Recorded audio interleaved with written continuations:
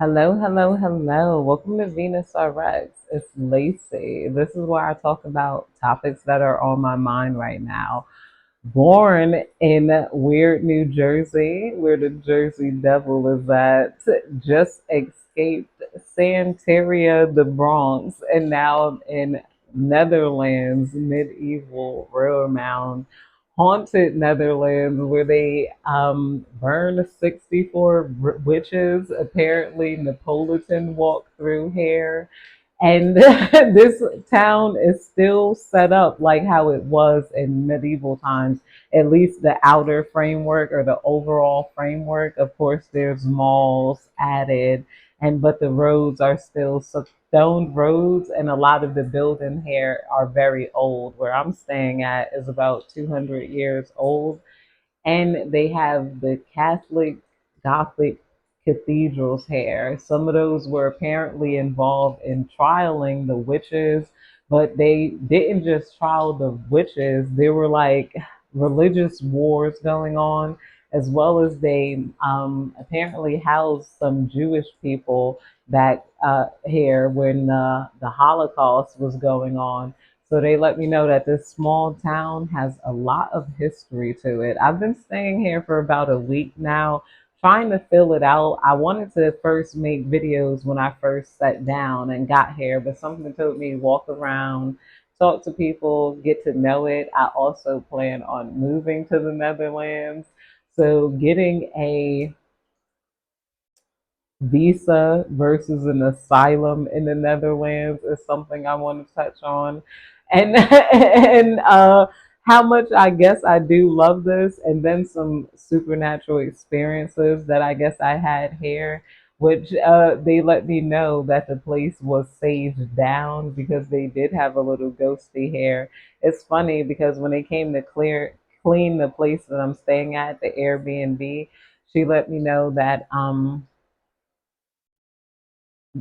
yeah, they staged it, and then she said, how come you're not using the air conditioner? She's like, do you know how to use it? And I haven't been using the air conditioner because it was so cold out of nowhere. I'm like, it's been cold and I've been sleeping with multiple blankets on, and out of nowhere all of the water went cold even though the hot water was on. I'm like, there's definitely a spirit here, and I feel like it resides mostly in the kitchen area. I'm like, okay, yeah, there's a ghosty here for sure. But the fact they didn't even deny that, they were like, that's probably our little friendly ghost. that's yeah, that's interesting. So is the process of trying to get an asylum here as coming from an unsafe place. And why they say it might work here is because I come from America. They say Americans give people America has given people a lot of money, so there are friends here in the Netherlands. So I'll see how that goes. There's different types of visas I could apply for. There's the entrepreneurial visa or a work visa here, but those are under particular standards. I believe, let me pause and read that. Okay, here are the types of visa. Long stay visa, over 90 days. People from the US have 90 days in Europe. We got provisional residence permit, required for stays longer than 90 days, such as for work, study, or family reunification, unless exempt based on nationality. EU, the MVV is Type D visa sticker allowing entry to collect a residence permit. Um, Application apply at a Dutch embassy or consulate. Documents depend on purpose, work contract, university admission.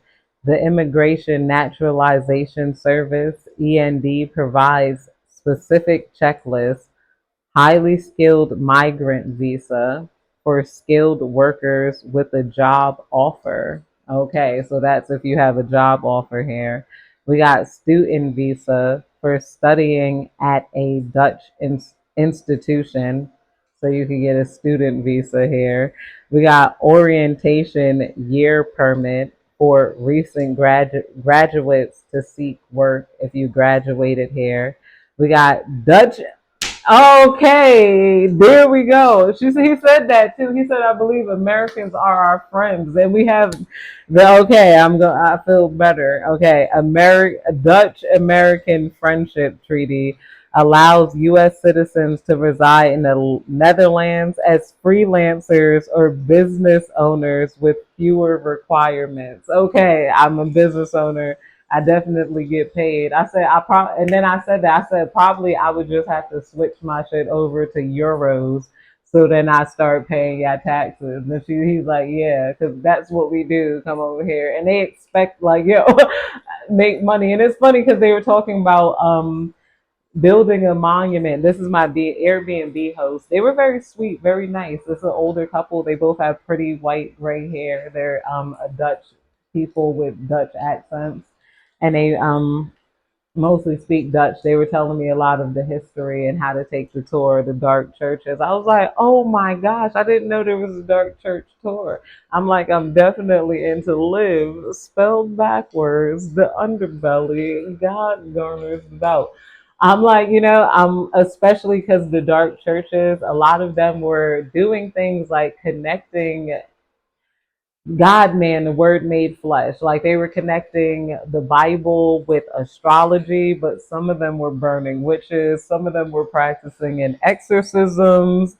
It's like I want to see what I don't know exactly what these churches were doing here. I didn't know. I'm like, yo, okay, there's a friendship treaty going on here. So I would have to go and see about that. And I'm like, and not only that, I'm gonna tell them I'm coming from the Bronx. I said this would be the perfect time to move to the Netherlands. I always wanted to live here, if anywhere else. I'm like, why did I think it was like I couldn't do that? Like I had to live somewhere realistic. I'm like, where do I want to go? I should, and then also maybe wanting to stay around family that I realize isn't worth staying around. I'm like, I want to be around my loved ones. I don't even talk to those motherfuckers most of the time. I'm like, yo, I want to. I'm like, I'm withholding discomfort for discomfort. I'm like, let's just go. Let's just go. And I'm like, and I was so sick of the Bronx because the crime has risen in New York, and they're denying it, and they keep showing like, yo, there's too much that has gone on.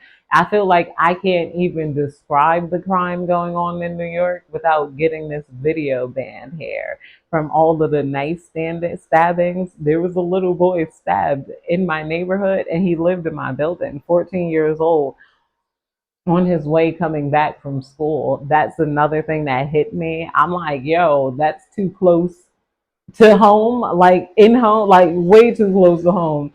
And then somebody got sliced on 138th Street in a subway, and then they caught somebody R-wording a corpse on the subway. I'm like, and it was just more, I was going for my walks too. And then it's like, I see a whole group of like Spanish gang members, like congregating in the parks, but it's not like they were normal Puerto Ricans or Dominicans. I'm used to seeing them on mopeds and coming by, pop, pop, pop, or doing all types of stuff. This was foreigners. This is like a foreign gang. And then they talked about Trendy Aragua. And then they had a whole building not too far away from me in the Bronx where I no longer reside. Like, yo, I lived in the Bronx for almost like 8 years, 9 years. I believe I moved there in like 2016. Oh my gosh, that's a long time. That's a lot of math. Like I'm like, I was in and out of the Bronx. I had experienced some other boroughs in New York City, but I kept and ultimately ending up back there because of my income level, I guess, and because of just I don't know. It felt like I was stuck in you know, the system. That being said, I feel like this town, let's read some history on this town. Now that I'm in the Netherlands, Roman, I want to read about the witches and how those trials went. And I've taken some notes, so I'm going to check the grok. Okay, this has like some of the most bloody history here. I only read about them burning 64 witches during the witch trial. But here's one of them: 80 years war with the martyrs of Roamound. 80 years? Oh my goodness, from 1568 to 1572. The Battle of Rendaland on April 23rd, 1568, near Roermond marked the start of an 80 years war, a Dutch rebellion against Spanish rule. In 1572, the city was briefly occupied by Dutch forces under William the Silent. During this period, a tragic event occurred on July 23rd. That's not too far away. Um, 1572, when 13 Catholic clerics, known as the Martyrs of Roermond, were murdered by militant Dutch cavaliers. This act reflected the intense religious tensions between Catholics and Protestants during the Reformation.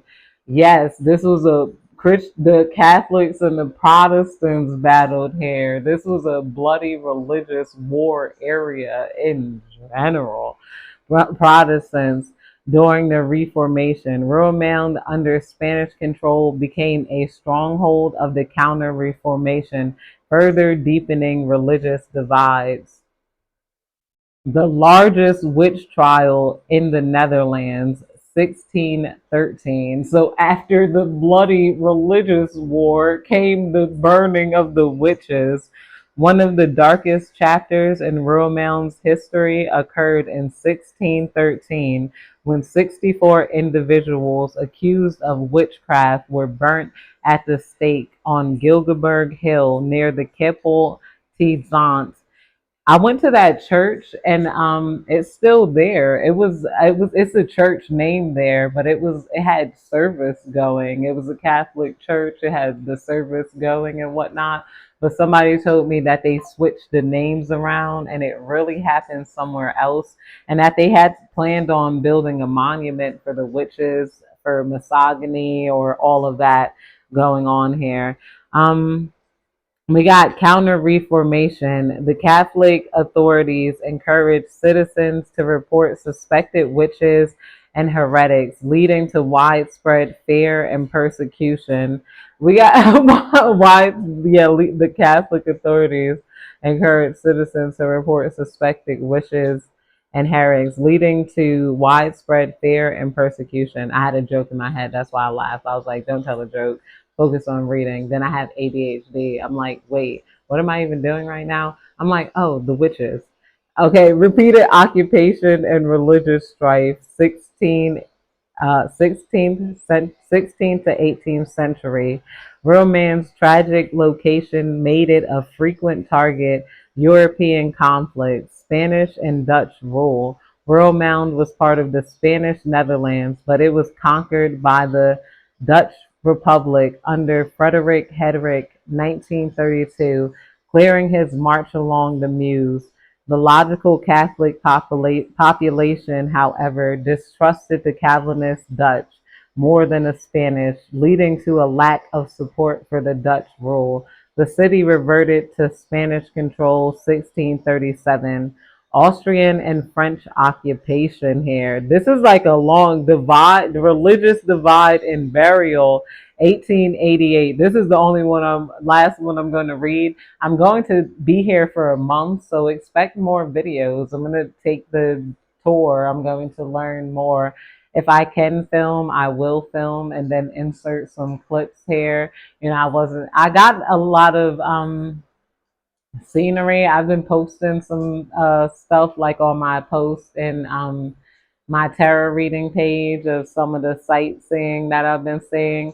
But ultimately, I feel like, I had to ask around and learn about it because I feel like a lot of that might not be readily available because this is a quiet, small place. But um, religious divide and burial. A poignant example of religious division is the grave with the hands and head du Kekov in Roermond.